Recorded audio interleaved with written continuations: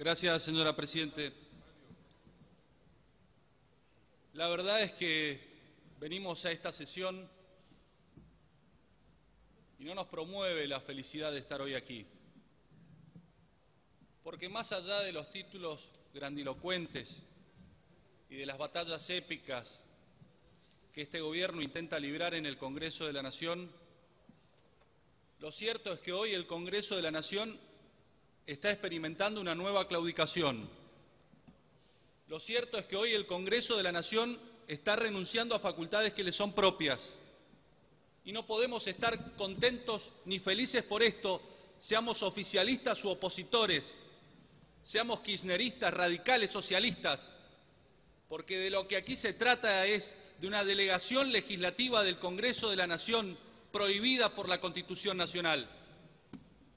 Y por eso no podemos acompañar esta ley de abastecimiento.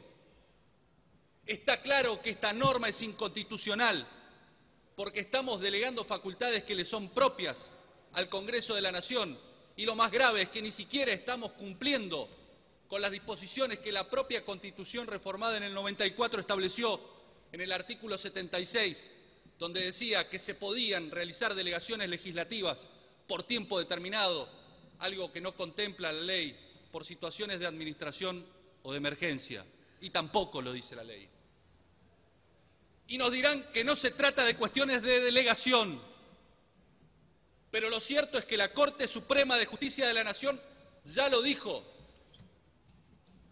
cuando ratificaba la constitucionalidad de la Ley de Abastecimiento en el año 1988, en el fallo Verónica. Allí decía, se trata de una delegación legislativa, y ese mismo año, en el fallo Cerámica San Lorenzo, esa misma Corte decía que se trataba de una ley excepcional, de una ley de emergencia. Pero en la historia y en la cronología de esta ley no acaba solamente con los fallos jurisprudenciales, sino que hubieron dos decretos de los cuales es necesario referirse porque hacen a la vigencia de la ley de abastecimiento al menos en forma parcial. Y uno es el decreto 2284 del año 91.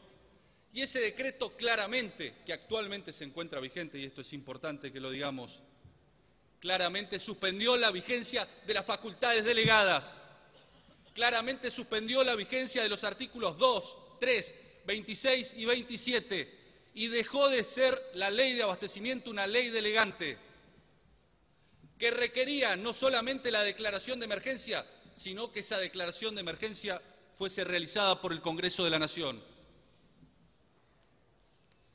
Y no cualquier declaración de emergencia, señora Presidente, requería que fuese una emergencia de abastecimiento. Por eso decimos que a partir de este decreto, la ley de abastecimiento dejó de ser una ley delegante y pasó a ser una ley que necesitaba la ratificación y confirmación expresa del Congreso de la Nación.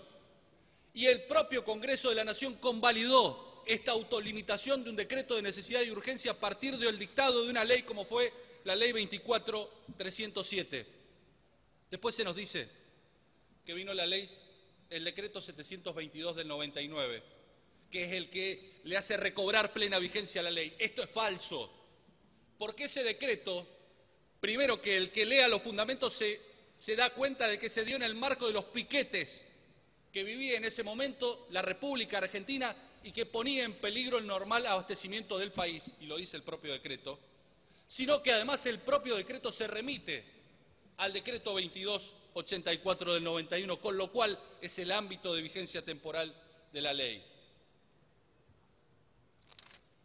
Y tal es así que el Poder Ejecutivo consideraba que esta ley estaba vigente solamente en su inciso C, es que cuando le tocó aplicarla a la Secretaría de Comercio solamente aplicó el inciso C del artículo 2, y esto muestra a las claras que únicamente consideraba vigente esta parte de la ley. Pero además, señora Presidenta, y esto es trascendente e importante, tenemos que tener en cuenta cuál es la finalidad y cuál es el fin de esta ley de abastecimiento. La finalidad y el fin es alargar el látigo que tiene este gobierno para someter a las empresas. Poco le importa defender a los consumidores este gobierno, señor presidente. Si le importara defender a este gobierno, como bien lo dijo el diputado Barletta, bajaría la inflación. No hay mala praxis al momento de no intentar bajar la inflación por parte de este gobierno. Hay dolo, hay intención y voluntad de mantener los niveles de inflación para recaudar más. Y esto es lo que necesariamente tenemos que decir. Si les interesara bajar la inflación, normalizarían el INDEC, dejarían de ampliar la base monetaria, reducirían el gasto improductivo, establecerían metas de inflación. No vemos absolutamente nada, solamente vemos facultades discrecionales que van a terminar desalentando la inversión y el desarrollo. Y yo le quiero decir algo, señora presidenta. Pueden obligar a los empresarios argentinos a absolutamente todo. A lo que no los van a poder obligar es a invertir con esta ley, señora presidenta. Entonces, lo que estamos haciendo aquí, con esta ley, es institucionalizar con una ley la pistola y los guantes de Moreno.